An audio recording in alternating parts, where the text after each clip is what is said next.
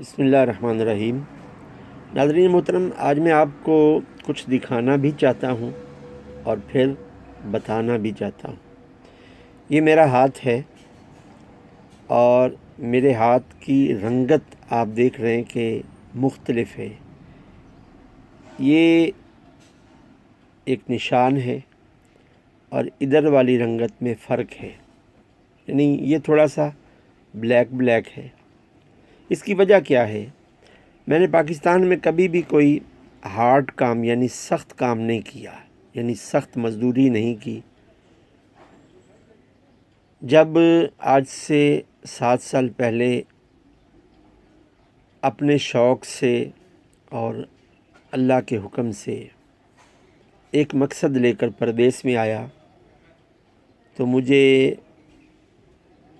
اللہ پاک نے رزق سے نوازنے کے لیے ایک کارگو کمپنی میں کام دیا۔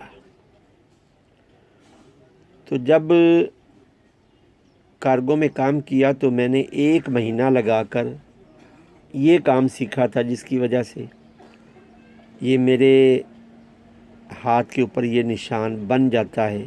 جب کبھی کام میں فرق آتا ہے، یعنی کام تھوڑا ہوتا ہے، تو یہ نشان مٹنا بھی شروع کر دیتا ہے، یا جب میں پاکستان چھٹی پر جاؤں تب بھی یہ نشان ختم ہو جاتا ہے۔ میں جب پہلی دفعہ پردیس سے اپنے ملک میں گیا تو میرے قبلہ والد محترم رحمۃ اللہ علیہ نے میرے ہاتھ کو دیکھا، کہنے لگے یہ نشان کس کا ہے؟ جس نے بھی دیکھا تو میں نے کہا کہ پردیس میں بغیر محنت کے پیسہ نہیں کمایا جا سکتا۔ میں کارگو کا کام کرتا ہوں اور کارگو کے ہر لیگج پر رسی لگائی جاتی ہے۔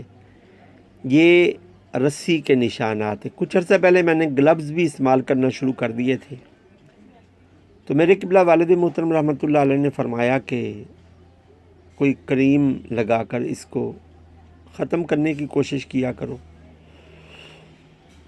تو میں نے ان کی بات کو سنا۔ میں نے ایک حدیث پاک بھی پڑھی، میری نظروں سے گزری، کہ نبی کریم صلی اللہ علیہ وآلہ وسلم نے ارشاد فرمایا، جو بندہ حلال رزق کماتا ہے اور اس رزق کمانے والے کا کام ایسا ہو کہ جس کام کی وجہ سے اس کے جسم کے کسی حصے پر